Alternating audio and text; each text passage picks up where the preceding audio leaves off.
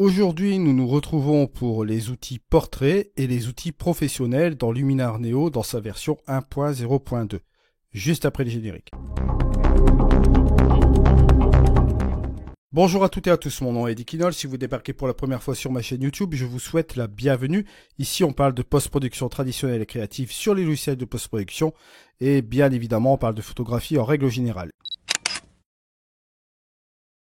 Et aujourd'hui, on va s'attaquer aux outils portraits et aux outils professionnels de la version 1.0.2 de Luminar Neo. Alors pour ce faire, on va utiliser les images et les photos que nous avons en échantillon dans Luminar Neo. Je vous rappelle, c'est des photos qui vous sont fournies directement avec celui-ci. On va refaire un petit tour d'horizon de ces outils portraits. Vous retrouverez dans la formation Luminar AI, je vous mets la petite étiquette en haut à droite, tous ces outils portraits, je les avais traités déjà préalablement, mais on va les revoir dans cette formation Luminar Neo bien sûr. Alors on va déployer l'outil portrait avec Bokeh AI. Bon, ici dans cet exemple ici de portrait, vous avez déjà un bokeh, vous avez le flou d'arrière-plan plus un petit peu de bokeh bien sûr dans cette photo, mais ce qu'on va faire avec cet outil portrait avec Bokeh AI, on va l'accentuer. Si je monte la quantité, vous voyez que là, ici, que se passe-t-il? Vous allez le voir juste maintenant. Avec l'intelligence artificielle, si je viens ici, vous allez remarquer que l'outil Bokeh AI va déterminer un petit peu le portrait ici que vous voyez là, et il va le séparer de l'arrière-plan. D'accord? Si vous faites la petite différence, regardez avant, après, vous voyez que là déjà, il nous a séparé le sujet de l'arrière-plan et forcément on a déjà une quantité de bokeh assez prononcée ici à l'arrière. On a accentué le flou plus cet effet de bokeh bien sûr dans les éléments. Bien sûr là au niveau du masque vous voyez qu'il est juste comme ceci. Vous pouvez toujours l'affiner. Vous avez la possibilité de le faire en appuyant ici avec l'arrière-plan. Vous avez la correction des bords qui sont juste ici, vous les avez à 20. Si vous souhaitez le faire bien sûr, vous pouvez ramener par exemple les bords à 76 et vous voyez que là par définition on va contracter ici le masque et ramener le masque vers l'intérieur ici des cheveux. Si vous voulez hop vous mettre ici par définition comme ceci, là vous allez au contraire laisser un petit peu plus du marge au niveau des masques juste comme cela. On va le laisser par défaut à 20 bien sûr. Alors bien savoir ici, vous pouvez inclure ici ces cheveux-là dans le masque, bien évidemment, en rejouant forcément avec votre focus, défocage et restaurer. Alors là, il s'agira de faire un petit peu de masquage manuel avec votre pinceau, bien évidemment. Mais là, par définition ici, je ne vais pas y jouer, je vais le laisser juste comme ça. Je ne vais pas faire de la retouche ici, juste comme ça, mais vous pouvez le faire manuellement bien sûr, en déterminant ici toutes ces choses-là, l'adoucissement, l'intensité, la taille. Ici, vous avez la luminosité. Ça, c'est pour jouer avec la luminosité de l'arrière-plan. Si vous souhaitez par exemple baisser cette luminosité ici, vous allez baisser l'exposition de l'arrière-plan. À l'inverse, si vous allez vers la droite, vous allez rajouter de la luminosité juste comme ceci en ce qui concerne l'arrière-plan. Je vais ici revenir un peu en arrière. Et là, on a tout simplement trois autres curseurs. L'éclat des tons clairs. Et vous allez voir qu'ici, ce qu'on va faire, on va rajouter un petit peu de lueur sur l'arrière-plan. Et on y ajoute un petit peu de luminosité. La chaleur, bon, elle, vous allez le comprendre tout de suite. Vous allez aller vers la droite. Là, que va-t-il se passer? Vous allez rajouter de la chaleur sur l'arrière-plan, bien sûr. Et si vous allez vers la gauche, bien évidemment, vous allez refroidir, comme vous voyez ici, l'arrière-plan. La correction de la profondeur vous permet de jouer avec le bokeh. Regardez ici sur la droite, je vais ici ajouter certaines formes ici dans le bokeh. Par contre, ici, regardez, on va avoir tendance en valeur négative à accentuer le flou. Voilà, juste comme ceci. Et comme je vous l'ai dit tout à l'heure, la correction de bord, c'est pour simplement accentuer le masque que vous voyez ici. Alors bien sûr, comme je vous ai dit tout à l'heure, vous pouvez revenir sur ce masque, par exemple les cheveux ici. Il faudra être vraiment très vigilant et réduire la taille de la brosse, etc. Voilà, ça c'était pour l'outil Bokeh AI, bien sûr. Je vous invite à aller voir, si vous le souhaitez, plus en détail cet outil dans l'épisode que j'avais fait sur Luminar AI, concernant l'outil, bien sûr. Alors on va passer au visage AI. ici. Et vous allez voir que c'est relativement intéressant. On va ici déployer complètement l'outil parce que bon, il y a beaucoup de choses, comme vous voyez ici, dans le visage AI. Vous pouvez rajouter de la lumière dans le visage. Voilà, je vais le mettre à 100. Vous voyez, vous pouvez réguler ici la lumière dans le visage. Le second bouton, le visage mince, vous permet tout simplement de rendre, bien sûr, le visage plus mince, comme vous voyez ici. Faites attention parce que là, bon, si vous partez là, bon, ça va être un petit peu plus exagéré. Gardez quand même une valeur qui soit raisonnable et qui ne soit pas, on va dire, trop prononcée ici. On va peut-être le mettre, on va dire, à 61, quelque chose comme ça. Vous faites la différence, vous voyez, avant, après, vous voyez une petite différence. Alors, les yeux, on peut changer les yeux, la couleur, bleu, marron. Bon, vous voyez un petit peu tout ce que vous avez là. Hein. Vous avez même ici là, le truc chat, le truc aussi chouette. Bon, vous voyez un peu la nature des yeux que vous voyez là, menthe. Bon, on va dire qu'on va changer par exemple en bleu. Alors ici, vous avez la visibilité des iris. Si je vais ici en valeur négative, vous voyez, bon là, on a moins de visibilité au niveau de cette iris. Ça vous donne une visibilité un petit peu plus ou moins naturelle. Si vous allez par là, vous voyez, elle est fortement éclairée. Elle est quand même sur une valeur qui soit un petit peu plus ou moins réaliste. Et après, vous pouvez même jouer avec l'éclat des iris, ici avec le second curseur, bien sûr. C'est les deux curseurs vont bien ensemble. Vous pouvez bien sûr agrandir les yeux. Voilà. Soyez raisonnable, hein, n'allez pas non plus agrandir les yeux comme ceci, sinon ça va les déformer. Vous pouvez blanchir ici un peu les yeux. Vous voyez, pour faire ressortir un petit peu les yeux, vous voyez, juste comme cela. Amélioration des yeux. Voilà. Ici, encore une fois, on améliore l'intérieur ici des yeux. Vous voyez ici. Retrait des yeux rouges. Bon, ici, vous ne le verrez pas parce qu'il n'y en a pas. Élimination des cernes.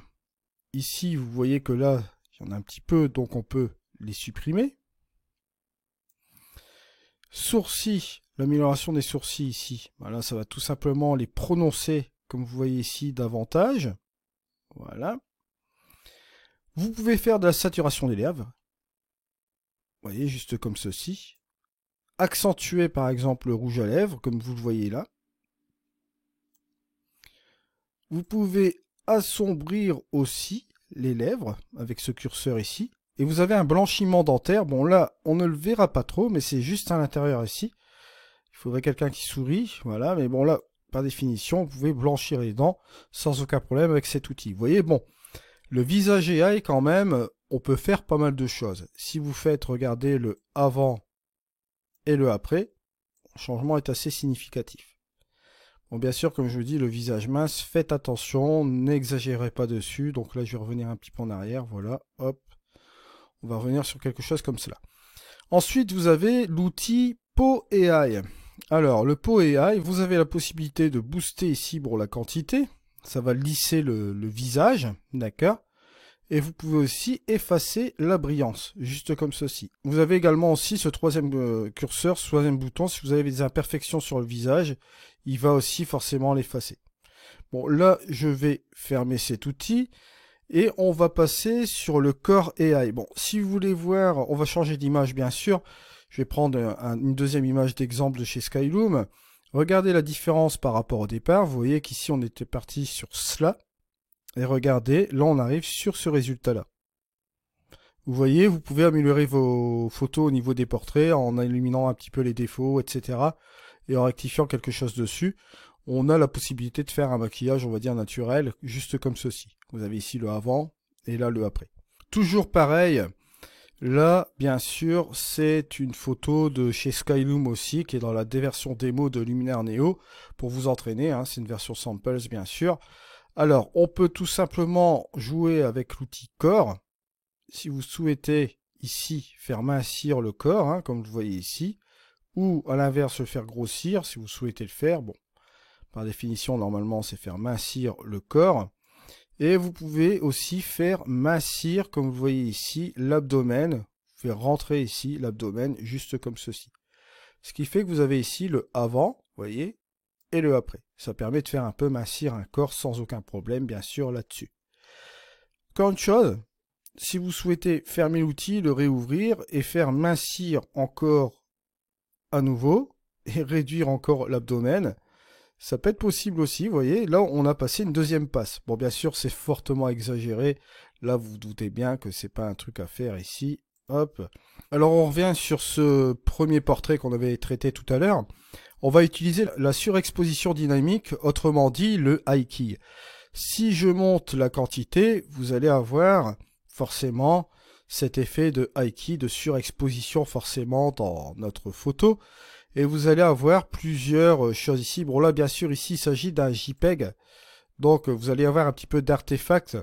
Il faudra bien sûr traiter cela sur un fichier RAW, bien sûr. Vous allez avoir une super exposition standard. Vous voyez que là, par définition, ça va plus ou moins bien marcher sur le portrait. Et une surexposition dynamique. Vous voyez, vous avez deux styles de surexposition ici. Et vous pouvez jouer également avec le point noir. Comme vous voyez là, vous pouvez accentuer ici les noirs ou bien forcément les éclaircir un peu. À vous de jouer avec ces différents curseurs, bien sûr. Mais là, bon, comme je vous l'ai dit tout à l'heure, on est sur un JPEG, donc on va voir un petit peu d'artefacts. Donc je vais faire attention, voilà, au niveau de l'effet. Là, je vais y aller tout doucement. Là, on voit un effet de bending, comme je vous dis, c'est un JPEG. Donc, sur un fichier RAW, vous n'aurez pas cet effet de bending, bien sûr. Voilà. Ah oui, c'est vrai, il faut que je retourne aussi également dans les modifications. On va retourner dans cet outil Super Exposition Dynamique. Vous avez aussi des réglages avancés, j'avais oublié de vous en parler. Vous avez notamment aussi la possibilité de jouer avec de l'éclat. Vous voyez, vous pouvez rajouter de l'éclat ici dans votre exposition, surexposition dynamique. Et ça rajoute un petit éclat sur votre photo. Vous pouvez soit ajouter davantage de contraste ou le supprimer, bien sûr. Vous avez cette possibilité-là. Et vous pouvez également jouer sur la saturation ou la désaturation ici. Vous avez toujours ce curseur-là qui est possible aussi également de régler dans cette surexposition dynamique ou autrement dit ce high key bien sûr. Ainsi s'achèvent ici tous les outils de la section portrait et maintenant on va parler des professionnels et là je vais revenir sur une de mes images. Alors, ici, on va parler des professionnels, on va parler des super contrastes et de l'harmonie et des couleurs. Alors, au niveau des super contrastes, bon, avant de passer là-dessus, on va aller dans le développement RAW. Et là, cette fois-ci, bon, je vais faire une petite correction de mon optique et rectifier le reste, bien sûr. Je ne vais pas faire de développement avec les curseurs de tonalité. Je vais tout simplement utiliser l'amélioration. On va booster ici un petit peu l'accent. Voilà, mais je vais utiliser un peu l'embellisseur de ciel. Juste comme ceci. On va fermer l'outil. On va partir ici sur le super contraste. Alors là, pareil, super contraste. Ce que je préfère quand j'utilise mon super contraste, c'est d'avoir bien sûr mon histogramme pour vous faire voir un petit peu où on va avec cet outil, bien sûr. Je vous préconise d'aller voir le super contraste que j'avais réalisé dans Luminar AI. C'est exactement le même outil, bien sûr, à part que pour Luminar Neo, on pourra l'utiliser plusieurs fois. Alors, ici, on a le point fort, les tons moyens, et le contraste d'ombre. Alors, bien sûr, le super contraste, ça vous permet de rajouter du contraste dans les hautes lumières. Vous voyez. Alors, je vais avoir un ton clair balance ici. Soit ici, je vais assombrir, ou soit je vais éclaircir ici. Vous voyez. À vous de faire attention, bien sûr, au niveau de l'intensité quand vous allez jouer sur ce contraste ici. Mais vous voyez que là, déjà, on a rajouté un petit peu de contraste au niveau des hautes lumières. Ici, sur le dernier curseur, on va jouer sur du contraste, mais sur du contraste dans les ombres. Ici, si je vais vers la droite, je vais ajouter plus de contraste, comme vous voyez ici dans les ombres. Et à l'inverse, si je vais à la gauche, là, on va enlever du contraste, bien sûr, et ce sera un petit peu plus clair. Donc, on assombrit et on éclaircit. Bon, là, on va l'assombrir un petit peu juste comme ceci. Et vous avez aussi le contraste des tons moyens, qui lui va jouer sur, comme son nom l'indique, le contraste des tons moyens, c'est-à-dire vers le milieu de l'histogramme. Alors là, la même chose, vous allez soit assombrir ou éclaircir, juste comme cela. Ça vous permet un petit peu de faire une petite cassure entre les hautes lumières et les ombres, bien sûr, mais là, par définition ici, on peut rajouter encore un petit peu de contraste, et regardez ce qui se passe. On a ici le avant et le après. On a rajouté un petit peu de présence encore davantage ici dans notre image. Ça nous permet un peu de séparer les contrastes par zone, d'accord ? Ce qui nous permet d'avoir quelque chose d'un petit peu plus sympa au niveau de l'image et d'un petit peu plus contrôlé dans les zones différentes de celle-ci. Alors, on va passer ici sans plus tarder à l'harmonie des couleurs. l'harmonie des couleurs qui lui est un outil très particulier aussi dans les luminaires. Bon, je vous le rappelle, bon, une fois que vous jouez avec l'harmonie des couleurs, vous n'avez que simplement ici l'éclat et la chaleur. Et après, bon, pour décupler ici l'outil, c'est-à-dire l'ouvrir complètement, vous avez tous ces outils qui sont là. On a tout simplement l'éclat ici. Bon, l'éclat, ça va rajouter un petit peu d'éclat, comme son nom l'indique, dans toutes les couleurs ici, hein, sur l'ensemble de l'image. Regardez un petit peu ce qui se passe. On a ici le avant et le après. On a une espèce de brillance ici au niveau des couleurs. Et je dois dire que ça amène vraiment quelque chose d'assez riche au niveau des couleurs. Rien qu'avec ce curseur-là, vous voyez, bon, on l'a mis ici à 24, on pourrait le réduire, le mettre à 6 ou à 15 parce qu'il est relativement puissant. Vous voyez qu'on a une sacrée différence. Si vous voulez accentuer davantage avec la chaleur, vous pouvez toujours le faire ici, vous voyez. Vous pouvez rajouter de la chaleur ou refroidir un peu votre image. Ça va dépendre un petit peu de la nature que vous voulez donner à votre image ici. Si je le remets à 0, bon, on revient sur l'éclat par définition. Mais si je veux un peu refroidir, regardez ici, ça peut être sympa. En ajoutant toujours l'éclat, hein, bien sûr. On a cette ambiance-là.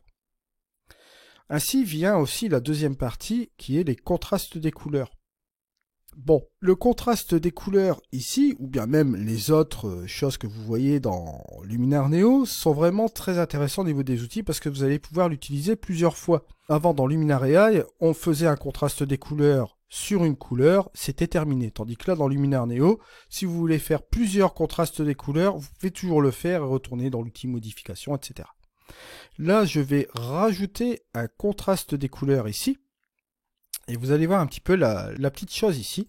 Si je me dirige sur la couleur bleue, bon là par définition je l'ai mis à 65. C'est un peu trop bien sûr. Mais si je viens ici sur la quantité, on va dire juste comme cela, à 16, on va éclaircir les bleus et on va assombrir les jaunes. Vous allez me dire, ouais, mais Eddy, comment tu sais que tu assombris les jaunes? C'est tout simple, ici vous avez un pense-bête dans la balance des couleurs. Sachez que dans la synthèse RVB, vous avez toujours des couleurs qui sont opposées, c'est-à-dire le bleu opposé au jaune, le vert opposé au magenta, et le rouge opposé au cyan. On dit aussi que ce sont des couleurs complémentaires. En sens inverse, c'est la même chose, hein. Jaune, bleu, magenta, vert, cyan, rouge.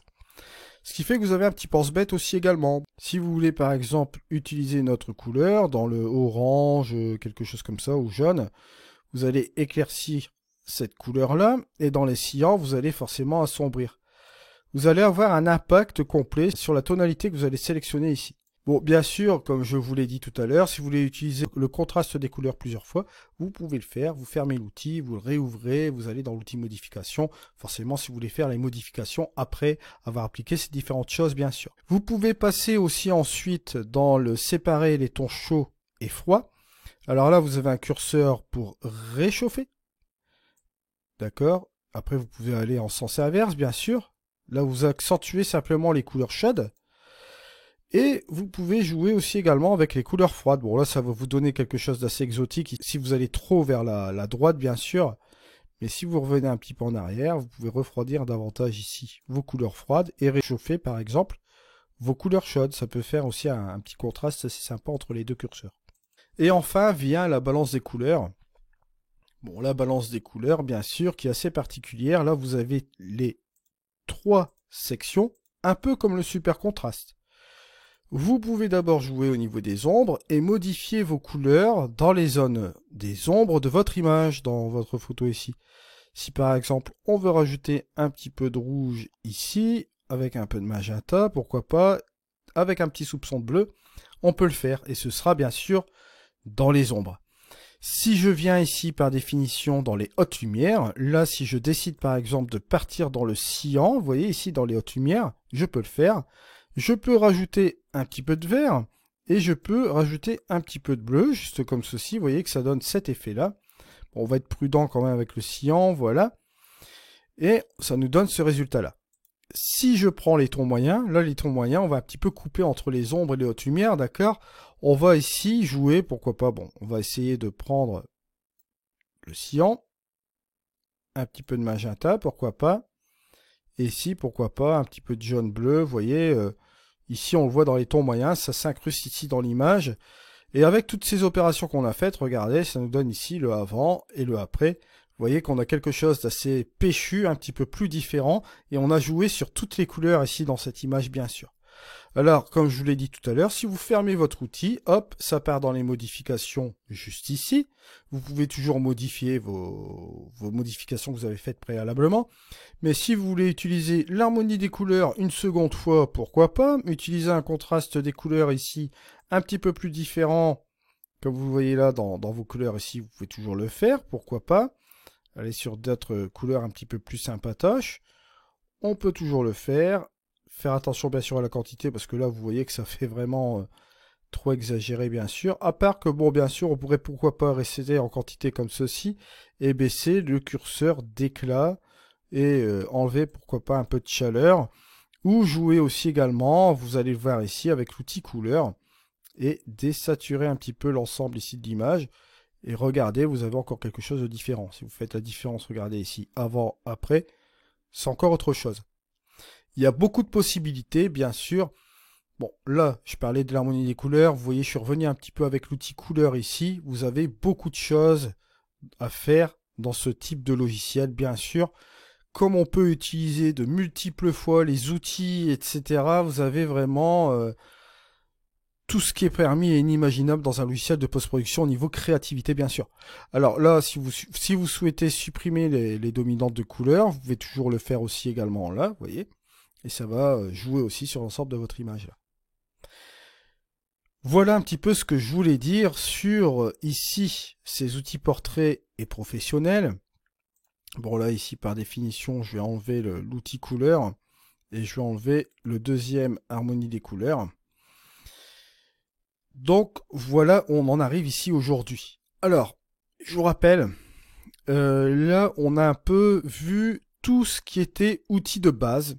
Je vous renvoie sur la petite étiquette en haut à droite. La dernière fois, on a fait un très gros chapitre sur l'outil créatif. Je vous envoie aussi sur l'étiquette en haut à droite pour aller voir ce chapitre-là. Et aujourd'hui, on a terminé les portraits et les professionnels. On continuera la formation, bien sûr. On va mettre en application tous ces outils dans un prochain tuto, bien évidemment. Je vous remercie de m'avoir suivi. On se retrouve dans un prochain tuto. C'était Eddy. Allez, au revoir.